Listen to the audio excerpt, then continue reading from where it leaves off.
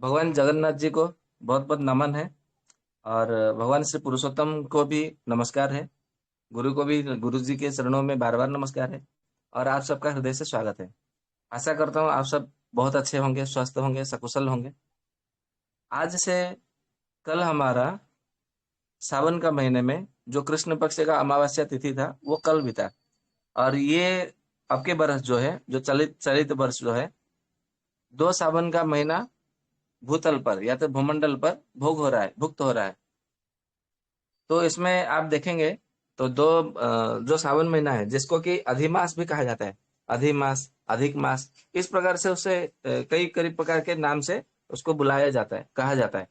तो ये जो अधिमास है, अधिक मास है, जिसको कि पुरुषोत्तम मास भी कहा जाता है, पुरुषोत्तम मास, कोई कोई मलमास कहते हैं। तो ये इसका क्या महत्व है? जब ये भूमंडल पर होती है, भूलोक पर जब इसकी होती है, तो इसका क्या महत्व है हमारे जीवन में, इसका क्या प्रभाव पड़ता है संसार में, तो इसके विषय में जानना परम आवश्यक है। परंतु उससे पहले हम चातुर्मास्य के विषय में भी समझना चाहिए, क्योंकि चातुर्मास्य हमारा प्रत्येक वर्ष आता है। पुरुषोत्तम मास जो है, अधिक मास, हर 30 महीने में एक बार आता है। हर 30 महीने में एक बार वो आता है। मतलब 2.5 साल में एक बार, 3 साल में एक बार वो आता ही रहता है। परंतु ये जो चातुर्मास्य है, ये हर साल आता है। तो हमें चातुर्मास्य के विषय में जानना परम आवश्यक है। ये तो काल विज्ञान के अंतर्गत ही आते हैं। तो यदि हम काल विज्ञान के अंतर्गत जो चातुर्मास्य के विषय में यदि हम देखेंगे, ये कब से आरंभ हुआ, तो आप देखेंगे आषाढ़ शुक्ल एकादशी जो होती है, आषाढ़ शुक्ल एकादशी से ये आरंभ हुआ। तो ये आषाढ़ शुक्ल एकादशी कब हुआ ना, 29 तारीख को, जो जून महीने का अभी बीता हमारा आषाढ़ शुक्ल एकादशी, उस दिन हमारा ये आरंभ हुआ। अब ये कब तक रहेगा ना, 23 तारीख नवंबर, जिसको कि 23 नवंबर को, जिसको कहा जाता है देवोत्थापन एकादशी होगा, उस दिन मतलब या उस दिन तक जो है ये चातुर्मास्य व्रत चलेगा, ये समय चलेगा। तो इसमें आयुर्वेद के आधार पर क्या क्या है और क्या क्या करना चाहिए, और इसको आध्यात्म के क्षेत्र में क्या क्या करना है, क्या क्या मतलब होना चाहिए, और किस प्रकार से हमारा मतलब जीवन होना चाहिए, और इसको करने से क्या होगा, आयुर्वेद में क्या कहा है और आध्यात्म शास्त्र में क्या क्या कहा है, ये सब विषय हमें मतलब जानना परम आवश्यक है हमारे लिए। तो अभी बिना विलंब किए सत्र चर्चा को आगे बढ़ाते हैं। यह तो सत्र नहीं है, केवल चर्चा है। और ये जो चातुर्मास्य का जो नियम बताया गया है, जो विधान है, यदि उसे आप पालन करते हैं तो उसे कहा जाता है ये चातुर्मास्य व्रत है। ये इसको व्रत के आधार पर उसको लिया गया है। तो ये व्रत का पालन कैसे करना है, किस प्रकार से करना है, और इसका क्या विधान है, क्या नियम है, और उसको करने से क्या होता है, उसके विषय में चर्चा करेंगे। और यदि हम पुराणों की बात करें, या तो संहिताओं की बात करें, या तो इतिहास की बात करें, तो चातुर्मास्य का व्रत करने से किसको क्या क्या फल मिला था, वो भी जो भी मतलब ग्रंथों में, शास्त्र में हमारा इसका प्रमाण है, उसके विषय में भी हम थोड़े थोड़े विषय में चर्चा करेंगे। तो बिना विलंब के अभी उसको चर्चा करते हैं। तो एक बार हुआ यूं कि नारद जी घूमते हुए, भ्रमण करते हुए ब्रह्मा जी के पास पहुंच गए, अपने पिताश्री के पास में। और जाकर के उन्होंने अपने पिताजी को सबसे पहले प्रणाम किया कि हे पिता, मैं आपको प्रणाम, आपके श्री चरणों में नमस्कार करता हूँ। तो उन्होंने भी अपने पिता को, पुत्र को, अपने पिता होने के नाते वो अपने पितरों को तो वो तो कल्याण आशीर्वाद देंगे ही। तो उन्होंने भी कहा कि तुम चिरंजीवी हो, सुखी हो। तो इस प्रकार जब उन्होंने आशीर्वाद दिया, फिर बोले कि मुझे तो केवल ज्ञान से ही सुख की प्राप्ति हो सकती है। और ज्ञान जो है आपके और भगवान शंकर जी के पास और भगवान श्री हरि विष्णु के पास में ज्ञान के भंडार है। इसीलिए मैं आप तीनों से बार बार संपर्क करता रहता हूँ, भ्रमण करता रहता हूँ, और मिलता रहता हूँ, और एक एक प्रश्न करता रहता हूँ, जिससे कि मुझे ज्ञान की प्राप्ति हो, और ज्ञान की प्राप्ति हो तो मुझे सुख की प्राप्ति हो। क्योंकि ये सुख सुख जो है, ज्ञान से ही सुख, चरम सुख प्राप्त होती है। तो ब्रह्मा जी बड़े प्रसन्न हुए, बोले अच्छा, मेरा पुत्र इतना बड़ा ज्ञानवान होना चाहता है, ज्ञानशील होना चाहता है, जिज्ञासु है, ये तो अच्छी बात है। अब बताओ क्या सुनना चाहते हो, क्या जानना चाहते हो। तो नारद जी ने बोले कि हे प्रभु, हे देवाधिदेव, मैं इस समय जो संसार में अभी जो आषाढ़ महीने का शुक्ल पक्ष एकादशी तिथि जब बीता, जिसको कि हरिशयन एकादशी कहा जाता है, फिर वहां से लेकर के धरती पर जितने सारे ऋषि मुनि हुए, जितने सारे साधु संत है, वो जंगल वंगल सब छोड़ करके गांव में आते हैं। और गांव में आकर के मतलब वो एकत्रित होकर के किसी गांव में बैठ करके वो सब केवल कथा सुनाते हैं, बहुत अच्छी अच्छी बातें सुनाते हैं। संध्या के समय में, दिन भर में वो सब करते हैं। और वो एकदम उनके रहना, जो रहना सहना है, वो जो है उनका अलग प्रकार से जीवन हो जाता है। तो इसका क्या रहस्य है, इसका क्या कारण है, वो हमें बताइए। इसके विषय में मैं सुनना चाहता हूँ, इसका क्या रहस्य है। तो ब्रह्मा जी उसको कहते हैं कि हे देवर्षि नारद, ये जो तुमने चातुर्मास्य के विषय में पूछा है, ये चातुर्मास्य जो है एकदम व्रत के माध्यम से करना चाहिए। जैसे आयुर्वेद में कई सारे प्रकार के व्रत करने के लिए कहा गया है। भाजपा में भी आप देखेंगे सुश्रुत जी ने व्रत, जप, व्रत ये सब करने के लिए कहा गया है। तो ये व्रत करना ही चाहिए। तो जैसे मतलब सुश्रुत जी ने सुश्रुत संहिता में लिखा है। तो फिर उसको ब्रह्मा जी ने मतलब कहते हैं कि सबसे पहले जब सृष्टि की रचना हुई, तो उस समय हम केवल तीन ही मतलब देवता थे, और उस समय कोई देवता था ही नहीं। इसीलिए हम तीनों को त्रिदेव कहा जाता है और त्रिनाथ कहा जाता है, त्रिमूर्ति कहा जाता है, क्योंकि हमसे कोई चतुर्मूर्ति कोई था ही नहीं उस समय। यही उसका रहस्य, ये कारण है। फिर वो कहते हैं कि यदि कोई चातुर्मास्य व्रत यदि करता है, तो उसमें उसको बहुत अच्छा उसको परिणाम मिलता है, और उसके मन जो है पवित्र हो जाता है। उसके मन में कोई किसी प्रकार के पाप करने की इच्छा ही नहीं होती। ये इतना बहुत अच्छा व्रत है, और इसको तो करना चाहिए, क्योंकि इसको करने से जो भगवान ऋषि विष्णु है, सबको मोक्ष देने वाले हैं, या जो संसार सागर से मतलब पार करने वाले हैं, वो बड़े प्रसन्न हो जाते हैं। तो फिर उन्होंने फिर नारद जी ने पूछा कि बताइए कि उसका क्या रहस्य है, उसका क्या नियम है, क्या विधान है, उसके विषय में, उस व्रत के विषय में मैं आपसे सुनना चाहता हूँ। तो फिर ब्रह्मा जी ने उन्हें बताना आरंभ किया कि संसार में सबसे जो जन्म है वो मनुष्य जन्म दुर्लभ है। बाकी सारे जन्म तो मतलब बड़े सरलता से प्राप्त हो सकते हैं, सुगमता से प्राप्त हो सकते हैं, परंतु जो मनुष्य का जो जन्म है वो इतना दुर्लभ है कि उसे कोई सहज ही भाव से कोई प्राप्त नहीं कर सकता।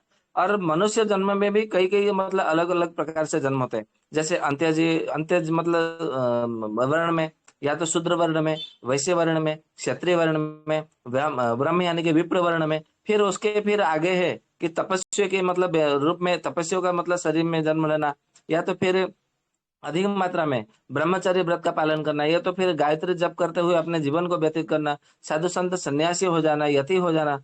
ये सब जो इसमें तरह तरह के है, भिन्न भिन्न प्रकार के विभाग विभाग में है, तो उसमें भी जो है अलग अलग उसके फल मिलते हैं। और उसमें इसीलिए जो है मनुष्य जन्म को दुर्लभ कहा गया है, क्योंकि मनुष्य जन्म ही ऐसा है जैसे वो जो चाहे वो कर सकता है, चाहे वो तो भगवान भी बन सकता है। इसीलिए मनुष्य जन्म को दुर्लभ माना गया है। तो फिर नारद जी वहां फिर उनके मन में प्रश्न शंका उत्पन्न होता है। बोले आप ये कैसे बात कर रहे हो, क्या मनुष्य भगवान कैसे हो सकता है, आप इसके विषय में मुझे थोड़ा बताओ। तो बोले कि मैं तुम्हें सबसे पहले चातुर्मास्य व्रत के विषय में बताता हूँ। चातुर्मास्य के व्रत करने से मनुष्य भगवान की कलाओं के विषय में ज्ञान हो जाता है। मतलब वो भगवान कैसे बने, और भगवान के पास में क्या शक्ति होती है, भगवान कैसे बना जा सकता है, उसका जो सारा ज्ञान है, सारा सूत्र है, वो चातुर्मास्य व्रत करने के माध्यम करने के कारण उसे उसके फल के स्वरूप उसे प्राप्त हो जाता है, ज्ञान उसे प्राप्त हो जाती है। इसीलिए मैं तुम्हें सर्वप्रथम जो है चातुर्मास्य व्रत के विषय में बताऊंगा। तो बोले ठीक है, अच्छी बात है, तो बताइए। बोले कि ठीक है, ये एक तुम मतलब समझ लेना कि जो संसार में मनुष्य जन्म दुर्लभ है, उसमें भी जो उत्तम कुल में जन्म होना, या तो सन्यासी होना, ब्रह्मचारी होना, गायत्री जप करना, ये उससे भी दुर्लभ है और कठिन है।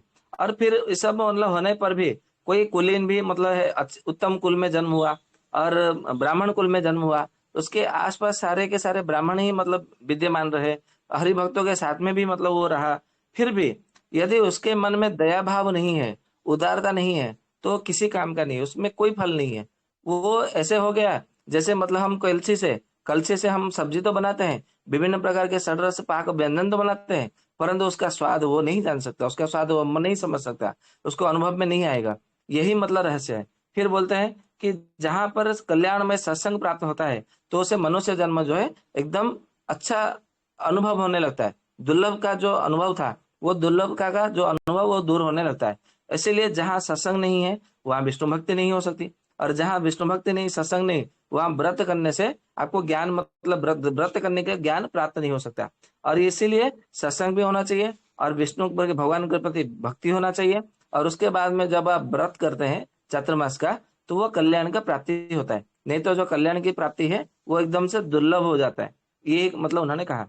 फिर आगे कहते हैं कि जितने सारे तीर्थ होते हैं संसार भर में, और जितने सारे दान है पूरे संसार भर में, जितने प्रकार के पुण्य हैं, और जितने सारे प्रकार के देवताओं के स्थान है, देव देवता है, वो सब क्या करते हैं, चातुर्मास से आने पर भगवान के विष्णु के शरण लेकर के स्थित हो जाते हैं। यहाँ तक कि पूरे पर्वत कंदराओं में जितने सारे ऋषि मुनि साधना में बैठे होते हैं, ध्यान लगाए बैठे होते हैं, वो अपना ध्यान समाधि सब छोड़ करके वो आ जाते हैं, ऐसी जगह पे आकर के रुकते हैं जहां पर उन्हें कोई मतलब तपस्या में साधना में बाधा न पहुंचे। और पर्वत में वहां पे जंगलों में वर्षा ऋतु में बड़ी विघ्न आते हैं। इसीलिए जो जितने सारे साधु है, ऋषि मुनि है, वो सारे के सारे पर्वत को छोड़ करके वो गांव में आ जाते हैं। नगर में नहीं आते, गांव में आते हैं। ध्यान से सुनिएगा। फिर आप गांव को नगर अर्थ कर लेंगे तो फिर उसमें गड़बड़ हो जाएगी, दिक्कत हो जाएगी।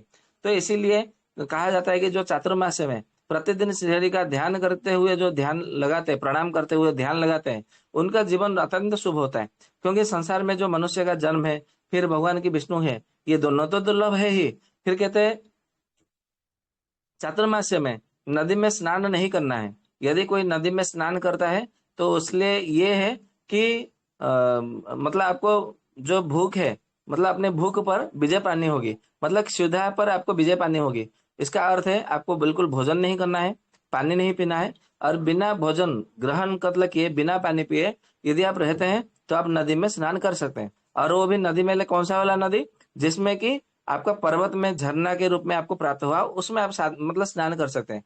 यदि उसमें झरनाओं में स्नान करते हैं तो आपको महान सिद्धि प्रदान करने वाला है। परंतु ध्यान रखें, आपको नदी में जो समतल भूमि में, समतल भूमि में यानी कि जब गांव और नगर में प्रवेश कर जाता है, पहुंच जाता है, तो नदी समतल भूमि में आकर में प्रवेश कर जाती है, तो वो दूषित हो जाता है वर्षा ऋतु में। यह हमें ध्यान रखना है।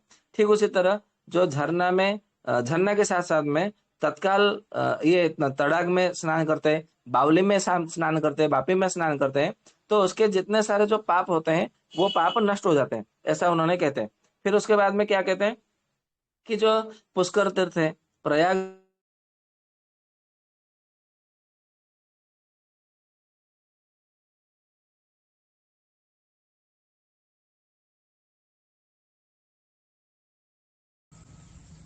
वैद्य जी आवाज़ नहीं आ रही है।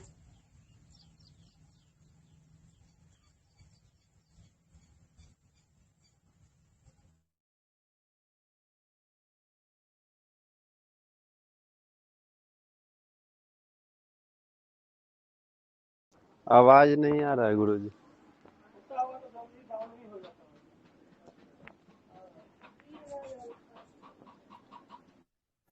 धैर्य रखो, आएगा थोड़ी देर।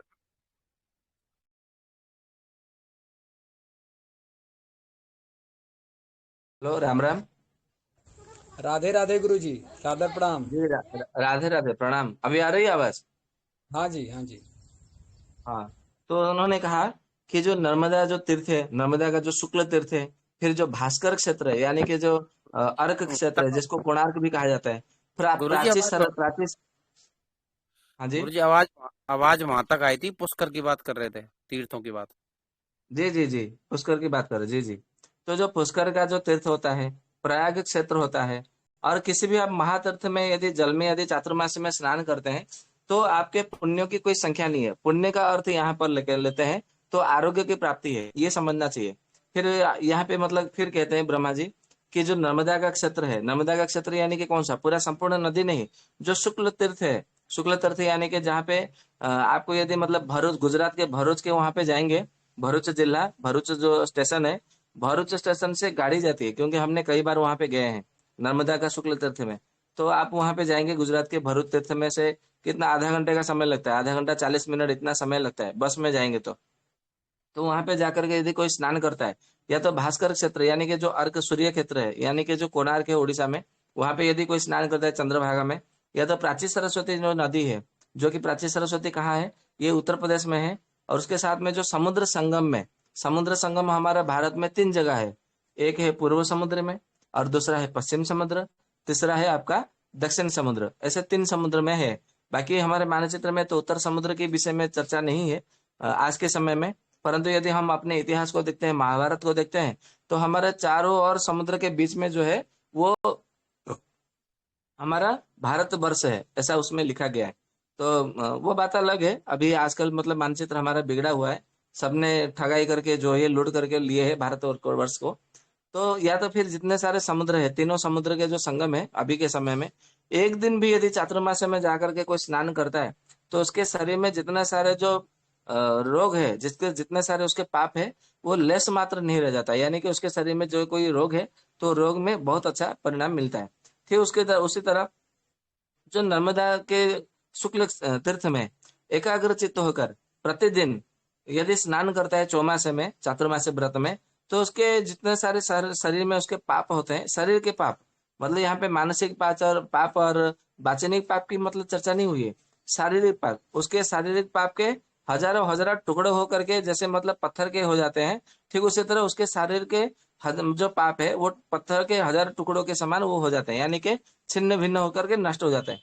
फिर उसी तरह कहते हैं जो गोदावरी नदी में, जहां पर गोदावरी नदी मतलब कहाँ, आप आंध्र प्रदेश में आएंगे तो गोदावरी स्टेशन है, और उसी स्टेशन के पास में जहां पर कुंभ कुंभ का मेला लगता है, वहां पर यदि गोदावरी नदी में सूर्योदय के समय चातुर्मास्य में यदि प्रतिदिन स्नान करते हैं, तो आपका कर्म जनित जो शरीर का है, वो शरीर का जितने सारे पाप है वो सारे के सारे पाप नष्ट हो जाते हैं।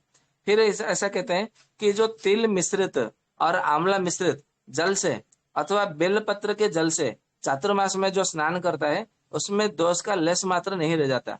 यहाँ पर ये कहा गया है कि आपको तिल और आंवला मिला करके आपको प्रतिदिन स्नान करना है, या तो फिर तिल और आंवला के मिला करके नहीं स्नान कर सकते तो फिर बेलपत्र का मतलब उसमें कूट करके उसमें डाल दीजिए पीस करके, और उसी पानी से अपने घर में स्नान करिए, तो उसमें भी जो है देश जितने सारे दोष है वो सारे दोष दूर हो जाते हैं। फिर उस तरह मतलब ये कहते हैं कि जो गंगा नदी है, जो कि भगवान विष्णु के चरणों के अंगुष्ठ से निकली है, प्रवाहित होती है, तो गंगा जी सदा पाप नाशिनी कहा जाता है। आप इसको देखेंगे वाल्मीकि रामायण में विस्तार से बताया गया है गंगा जी के विषय में।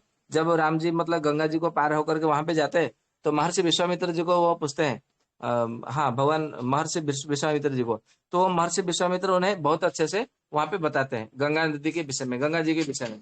तो आप यदि वाल्मीकि रामायण पढ़ते हैं, देखते हैं, सुनते हैं, तो उसमें बहुत अच्छे से वहां पे बताया हुआ है।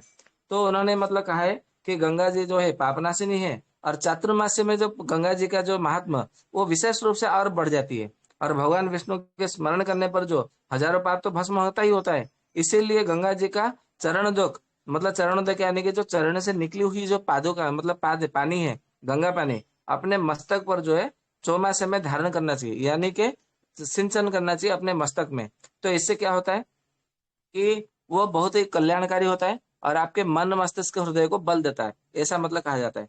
फिर आगे कहते हैं कि जो चातुर्मास्य में भगवान नारायण होते हैं वो जल में ही शयन करते हैं, इसीलिए प्रतिदिन जो है भगवान के श्रीहरि विष्णु का मतलब वहां पे चर्चा करनी चाहिए। मतलब चर्चा करनी चाहिए इसका अर्थ है कि हमें वहां पर भगवान के मतलब जो है वहां पे नमन करना चाहिए, बंधन करना चाहिए, या तो स्मरण करना चाहिए। इसीलिए भगवान विष्णु के तेज का अंश उसमें व्याप्त हो जाता है, क्योंकि भगवान श्री हरि विष्णु जब सोते हैं देवशयनी एकादशी, आषाढ़ शुक्ल एकादशी से कार्तिक शुक्ल एकादशी तक सोते रहते हैं, तो जहाँ जब भी सोते हो ना पानी में सोते हैं, इसीलिए तो मतलब नारायण कहा जाता है, ऐसा उसके अर्थ करते हैं। फिर कहते हैं कि उस समय उसमें किया हुआ जो स्नान है सब तीर्थों से अधिक फल देने वाला होता है। बिना स्नान के जो पुण्य कार्य में शुभ कर्म किया जाता है वो निष्फल होता है, और उसे जितना सारा जो उसका जो फल है उसे राक्षस ग्रहण कर लेते हैं। राक्षस ग्रहण कर लेते हैं यानी कि उसमें नकारात्मक इतनी शक्ति बढ़ जाती है कि उसके मन को घेर लेते हैं और उसे पाप कर्म करने पर विवश कर देते हैं। ये उसका अर्थ समझना चाहिए। फिर उसके बाद में कहते हैं कि स्नान से मनुष्य सत्य को पाता है, और स्नान सनातन धर्म है, इसलिए मतलब कहा गया है कि स्नानेन सत्यम आपनोति, स्नानम धर्म सनातन, धर्मात् मोक्ष फलम प्राप्यम, पुनर्नवा वसी अवसिदति, पुनः अनेव अवसिदति। इसका अर्थ यह है कि स्नान करने से मनुष्य को सत्य का पता लगता है, यानी कि ज्ञान का पता होता है, ज्ञान उसे पता प्राप्त होता है। फिर उसके बाद में कहा जाता है कि स्नान ही सनातन धर्म है, स्नानम धर्म सनातन, ऐसा कहा गया है। इसका अर्थ है सनातन धर्म में ये कहा गया है प्रतिदिन दिन में 3 बार स्नान करना है, यानी कि जो स्नान नहीं करता दिन में 3 बार वो सनातनी नहीं है। इसका हम ऐसा अर्थ कर सकते हैं, क्योंकि स्नान तो सभी करते हैं। तो यहाँ पे सनातन धर्म, स्नानम धर्म सनातन, ऐसा अर्थ क्यों कहा गया? ऐसा इसलिए कहा गया क्योंकि सनातन धर्म में दिन में 3 बार स्नान करने के लिए कहा जाता है। तो जो दिन में 3 बार स्नान नहीं करता वो सनातनी हो ही नहीं सकता। इसका हम अर्थ ऐसे ही समझ सकते हैं। फिर आगे कहते हैं कि धर्मात मोक्ष फलम प्राप्त्यम, मतलब धर्म से मोक्ष रूप फल जो है इस मनुष्य को प्राप्त होता है, जिससे कि पुनः पुनः न एव अवसिदति, जिससे के कारण मनुष्य जो है फिर दुखी नहीं होता। फिर कब दुख होता है? दुख किसको कहा जाता है? दुख का अर्थ यह है कि बार बार जन्म लेना, ये सबसे बड़ा दुख है। बार बार जन्म लेना, फिर बार बार मरना, जितने बार जन्म लोगे उतने बार मरोगे। तो जन्म लेना मरना, जन्म लेना मरना, ये इससे बड़ा दुख और संसार में क्या हो सकता है।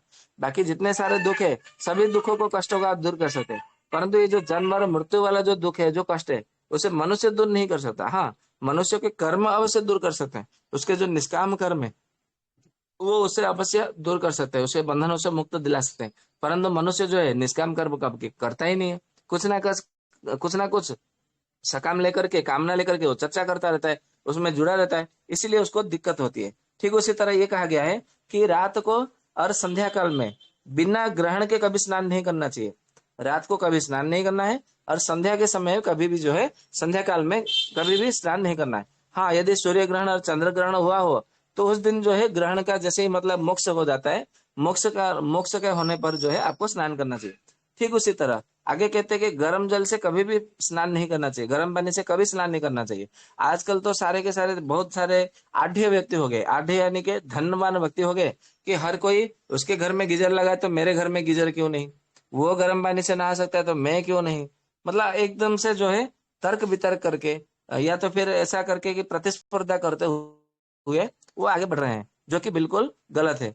फिर आगे कहते हैं कि सूर्य के दर्शन से सब कर्मों में शुद्धि हो जाता है, ऐसा माना जाता है, परंतु चातुर्मास्य में विशेष रूप से जल की शुद्धि हो जाती है।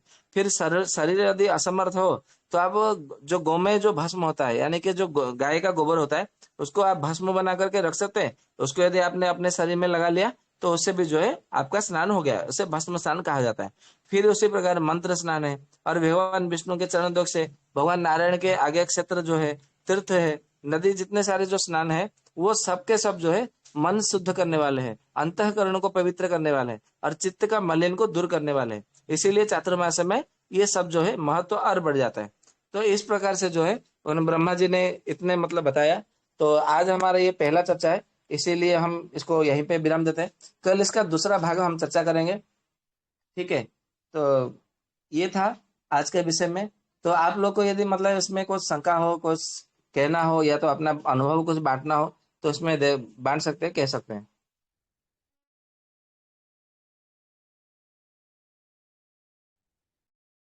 राम राम भाई जी। जी राम राम। भाई जी, सावन के महीने में जो शिव जी पे भी जो बेलपत्र चढ़ता है, जी तो तो इस बेलपत्र को निकाल के इसका पानी में डाल के स्नान कर सकते हैं क्या, कि ये गलत होगा करना ऐसा? नहीं, कर सकते हैं, कोई गलत नहीं होगा, क्योंकि उसमें औषधीय नहीं। तत्व आ जाता है। तो आप औषधीय तत्व के आधार पर आप उसका सेवन कर सकते हैं। सेवन का अर्थ ये इसको खाना या पीना नहीं है। सेवन का अर्थ यानी कि आप उसका सदुपयोग करेंगे, तो वहां पे सेवन का अर्थ ही मतलब शब्द ही प्रयोग होता है। जी भाई जी। जी और भाई जी, ये बता रहे थे कि रात्रि में स्नान नहीं करना चाहिए, हाँ, तो नदी क्या में, ये नदी गर्मी के में मौसम? नहीं नहीं, गर्मी के, नदी में नहीं, रात्रि में बोल रहे हैं। रात्रि में स्नान क्यों नहीं करना चाहिए? अगर किसी को रात्रि में बहुत गर्मी लग रहा है, तो बहुत सारे लोगों को हाँ, देखा है कि गांव में भी, शहरों में भी स्नान करते हैं रात्रि में सोने टाइम। कौन से ऋतु तो में, ये क्या गलत है? कौन से ग्रीष्म ऋतु ऋतु में? में। ग्रीष्म ऋतु ग्रीष्म में ऋतु आपको में। गर्मी ना लगे। जी, ग्रीष्म ऋतु में आपको गर्मी ना लगे, इसलिए हरितकी लगा करके स्नान करना, गुलकंद का सेवन करना, गुलाब जल चंदन के साथ में, कपूर के साथ में मिला करके अनुलेप करना, गंध लगाना, और साथ में मोगरा आदि जितने सारे जो सुगंधित पुष्प है उसको पानी में डाल करके उस पानी को सेवन करना, यानी कि पीना, जल ग्रहण करना। ये सब जो उपाय जो उसमें बताया है, वो क्यों बताया है? आपको गर्मी ना लगे इसलिए वो उपाय बताया है। आप लोग वो उपाय नहीं करते, फिर आपको गर्म लगता है, फिर आप पानी में जाकर के स्नान करते। इससे क्या होता है कि आपका शरीर फिर बिगड़ता है, फिर वो एलोपैथी डॉक्टर के पीछे भागते हैं। एलोपैथी वाले तो वो तो उल्लूपैथी, वो तो उल्लू है, उनको दिखता नहीं कुछ दिन में, रात में ही दिखेगा, रात में तो कोई रोगी जाएगा नहीं। फिर वो क्या करते हैं, जो उनके मन में आया वो देते हैं। उससे अच्छा हुआ तो ठीक है, थोड़ा लक्षणों में थोड़ा कम कुछ परिणाम तो आ गए तो चलो ठीक है, नहीं तो फिर जयराम जी की। यही तो होता है। तो आयुर्वेद कहता है कि सबसे पहले आपको अपने शरीर में रोग को क्यों जन्म देते हो, रोग जन्म ही ना दो। जो जो कारण है रोग जन्म होने का, उस कारण को ही नष्ट कर दो।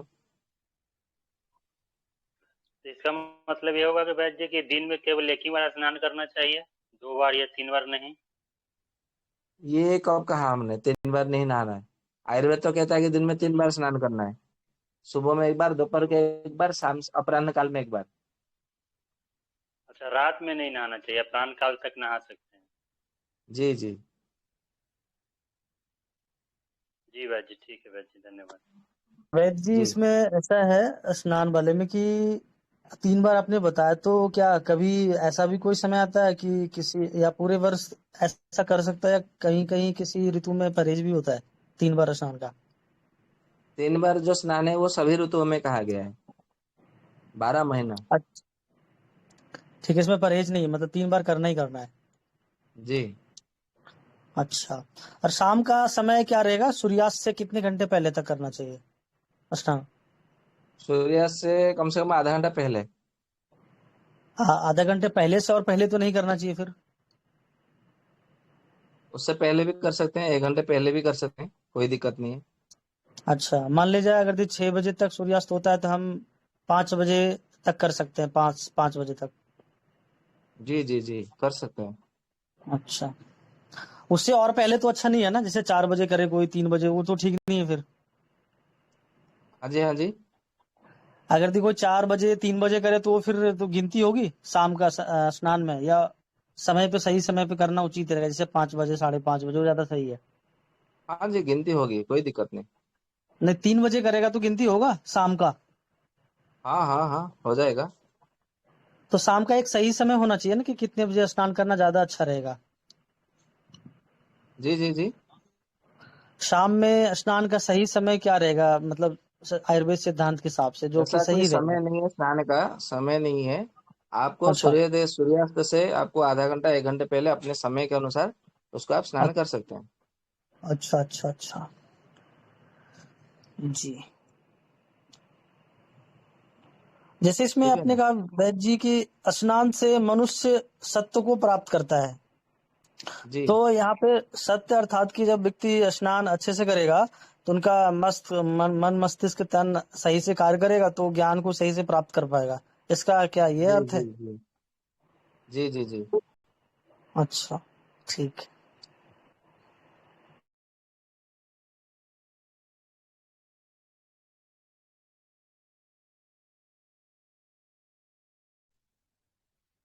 और किसी को कोई प्रश्न है तो कर सकते हैं।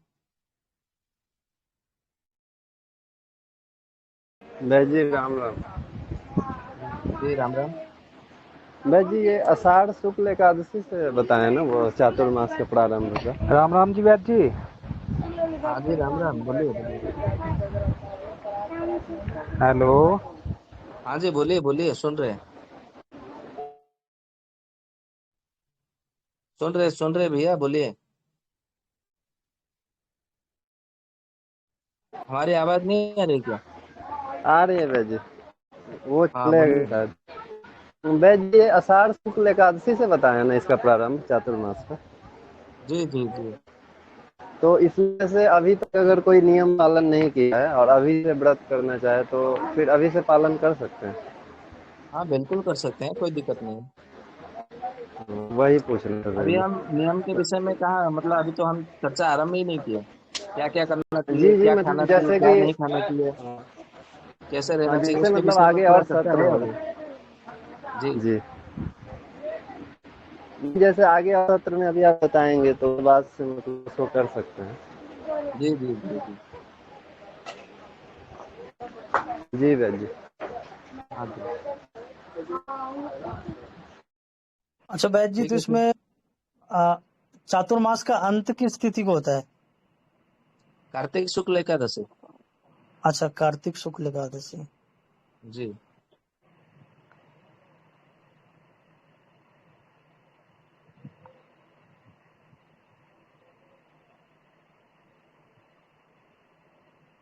और किसी को कुछ पूछना हो तो प्रश्न कर सकते हैं। जी राम राम जी। हाँ जी राम राम। मैं ये पूछ रहा था जी, जो अब ये त्योहार आने वाले हैं, ये पहले वाले महीने में ही होंगे या अधिक मास में होंगे जी? अभी तो कार्तिक शुक्ल आषाढ़ शुक्ल एकादशी बीत चुका है। अभी चातुर्मास से व्रत चल रहा है। नहीं जी, जो ये हरियाली तीज है और रक्षाबंधन है, हाँ, वो सब इसी में ये चातुर्मास में ही आएंगे। नहीं आएंगे? तो जो ये बढ़ा हुआ महीना है, अधिक महीना है, जो सावन का पहला है, या बाद वाला, कौन से में होंगे जी? ये पूछ रहा जी मैं। क्या जी, मतलब समझ नहीं आया, आपका प्रश्न अभी दोबारा करिए। जो मेरा प्रश्न ये है, ये सावन के महीने में त्योहार आते हैं जी। हाँ जैसे हरियाली तीज है, रक्षाबंधन है, जी। ये पहले वाले सावन में होंगे या बाद वाले सावन के महीने में होंगे? अच्छा, ये आपका प्रश्न है, ठीक है, मैं तो बता दूंगा, लेकिन मैं चाहता हूँ कि उसका सूत्र ही बता दूं, तो आपको दोबारा जी किसी को पूछने की आवश्यकता ना हो। जी जब जी ये तो साल जो है आपका अधिक महीना पड़ गया, ठीक। जी तो जब अधिक महीना नहीं होता है तो आप हर साल कौन से पक्ष में आप, मतलब उसमें आपको क्या है ना, पक्ष को देखना होता है। इसमें कौन सा पक्ष में पड़ता है, कृष्ण पक्ष या शुक्ल पक्ष में? जी। कौन से पक्ष में पड़ता है हर साल? शुक्ल ये पक्ष तो में। जी शुक्ल में जी। शुक्ल पक्ष है, तो शुक्ल जी पक्ष में पड़ता है। तो ये जो 2 महीना श्रावण का महीना पड़ा, बराबर, जी तो इसमें आप देखेंगे, इसमें दो कृष्ण पक्ष है, दो शुक्ल पक्ष है, बराबर। जी तो सबसे जी। पहले कृष्ण पक्ष से आरंभ होता है कोई भी मास। तो सबसे हाँ जी पहला जो 15 दिन जो कृष्ण पक्ष का है, वो आपका असल में कृष्ण सावन का महीना होगा। और जी फिर उसके बाद में जो है पुरुषोत्तम महीना, यानी कि अधिक मास चलेगा। जी कृष्ण पक्ष, शुक्ल पक्ष और कृष्ण पक्ष। फिर उसके बाद में जो शुक्ल पक्ष होगा 15 दिन, वो असल सावन महीने का होगा, मूल सावन महीने का। तो जो आपका बाद वाला। प्रत्येक साल में सावन महीने में यदि कृष्ण पक्ष में पड़ता है आपका त्योहार, तो आपका ये जो जी मूल सावन महीने में जो कृष्ण पक्ष में पहले पड़ा, उसमें आपको हम्म, पालन करना है। जी उसमें पुरुषोत्तम महीने में आपको पालन नहीं करना है। जी पुरुषोत्तम महीना अभी सावन महीने का 15 दिन बीत चुका है। अभी पुरुषोत्तम मास अभी आज से आरंभ हुआ, ठीक है। जी तो जो पुरुषोत्तम मास में आपको पालन नहीं करना है, तो जो जिस मतलब पक्ष में है, पक्ष के आधार पर आपको उसका पालन करना है। त्योहार हो, पर्व हो, कुछ भी हो, जी। ठीक है जी। अच्छा जी। वैसे जी राम राम। जी जी, राम राम। जो ये रोजाना तिल और आंवला या मतलब बेलपत्र डाल के स्नान करने के लिए बोला है, ये जैसे 2 बार स्नान जी, करता है कोई, 2 बार करना है, एक ही बार पर्याप्त है? और आप इसमें एक ही तिल बार भी करेंगे तो भी पर्याप्त है। कोई भी एक ही बार करेंगे तो पर्याप्त है। और इसमें जो तिल है, जो तिल मिल जाए वही ले लेना ना? काला, काला वाला, सफेद वाला नहीं, लाल वाला नहीं, केवल काला वाला। हमारे यहाँ काला मिलता ही नहीं है, क्या बात है। सफेद ही ठीक है, मिलता है। आपके क्षेत्र में तो काला वाला आपके क्षेत्र में थोड़ा मंगा लीजिए किसी को बोल करके। और इसमें फिर ये जो आंवला तिल का सेवन भी करना है यार, स्नान स्नान करना? नहीं नहीं, केवल स्नान के विषय में आज तो चर्चा हुई है, सेवन के विषय में तो हम आज पहुंचे ही नहीं वहां तक। जिसमें मात्रा क्या रखना पड़ेगा आंवला तिल आदि का पानी ऐसा में कुछ डालने नहीं की? है, मतलब नहीं, ऐसा कुछ नहीं है। आप 10-10 ग्राम भी ले सकते हैं, कोई दिक्कत नहीं है। आंवला 10 ग्राम ले लीजिए, और तिल का चूर्ण 10 ग्राम ले लीजिए, उसमें डाल करके स्नान करिए। अच्छा, पहले से भिगो के रखना पड़ेगा इसे, या तुरंत डाला चूरा नहा लिया, ऐसा ऐसा तो ठीक नहीं रहेगा ना? नहीं, उसमें भिगोने की कोई आवश्यकता नहीं है, आप इसको डायरेक्ट सीधा डाल करके सेवन, मतलब उसका उपयोग कर सकते हैं। अच्छा, तुरंत डाला तुरंत स्नान कर ले, हाँ, तुरंत डाल करके तुरंत स्नान करना है। तो उसमें लाभ मिलेगा? हाँ, बिल्कुल लाभ मिलेगा, क्यों नहीं मिलेगा। क्योंकि थोड़ा पानी में भीगेगा तब तो ज्यादा अच्छा रहेगा ना, ये कहने का मतलब था। हाँ, भिगा सकते हैं, ऐसा कुछ नहीं है। जैसे सर्वौषधि को भिगोया जाता है, ठीक है। हाँ यष्टि मधु हाँ। को भिगो करके उसका पानी से स्नान किया जाता है। फिर एक हम्म, जगह कहीं कहीं पे, मतलब रोगों के अनुसार जब हम देते हैं, तो ब्राह्मी शंखपुष्पी अर्जुन को उसको भिगो करके भी उससे स्नान किया जाता है। तो इसको भी भिगो करके स्नान कर सकते हैं, कोई दिक्कत नहीं है। भिगो करके भी करना चाहे तो कर सकते हैं, या तो ऐसे भी डाल करके भी आप उसका स्नान कर सकते हैं। आप जैसे भी करेंगे फिर भी आपको उसका परिणाम मिलेगा ही मिलेगा। डालें तो ज्यादा अच्छा है तिल और आंवले को। हाँ, भिगो देंगे तो थोड़ा ज्यादा अच्छा परिणाम मिलेगा। और मतलब कूट के थोड़ा पाउडर कर लें उसका, ताकि अच्छा रहेगा, फिर उसको भिगो दें, फिर मिला के स्नान कर लें। जी जी जी। अच्छा। अच्छा, तिल और आंवला दोनों जरूरत है या कोई एक भी चलेगा? नहीं नहीं, दोनों की आवश्यकता है, या तो फिर बेलपत्रा एक ही एकल में। अच्छा अच्छा अच्छा, ये दोस्त के हिसाब से है, बातचीत का। जी जी जी जी जी जी अच्छा, ये इस ऋतु में जो दोष है उसका समन करतेगा चातुर्मास में। जी जी जी जी। अच्छा अच्छा। ऐसा करो दीपक भैया, आप मतलब टंकी में डाल दो, पूरा हॉस्पिटल ही स्नान कर लेगा। भैया यहाँ पे ये बहुत अच्छा होता है। आंवला तेल मना है, आंवला तेल मना है। नहीं वो बात तो सही है, किसी को क्या पता, रात को जाके टंकी में डाल देना, दिखता भाई जब रहेगा पानी आता। टैंकी जब प्रयोग ही नहीं कर रहे तो टैंकी में औषधि क्यों डालना। हम तो कुएं में डालेंगे। तो वहाँ कुआं कहाँ है चंडीगढ़ में? कुएं का प्रयास करेंगे ढूंढवाने का। बिल्कुल। वहां पे है आपके हॉस्पिटल में कुआं? है तो नहीं, अच्छा, खोदेंगे। खुदवाएंगे फिर? कोशिश करवाएंगे तो देगा। खोदेंगे या कब खुदवाएंगे? स्नान कब प्रस्ताव स्नान रखनी होगा? पड़ेगी, प्रस्ताव रखनी पड़ेगी। अच्छा अच्छा, जी जी। ठीक है। तो ये सत्र को यहीं पे विराम देते हैं। फिर हम संध्या वंदन करके फिर उसके उपरांत फिर दोबारा सत्र में आते हैं, 7 बजे, 7:15 बजे या 7:30 बजे, जो भी है उस समय फिर आके आपसे मिलते हैं। ठीक है, तब तक के जी लिए आप सबसे जय जगन्नाथ, वंदे श्री पुरुषोत्तम। राधे राधे गुरु जी, सादर प्रणाम। जी राधे राधे, सादर प्रणाम। जय जगन्नाथ।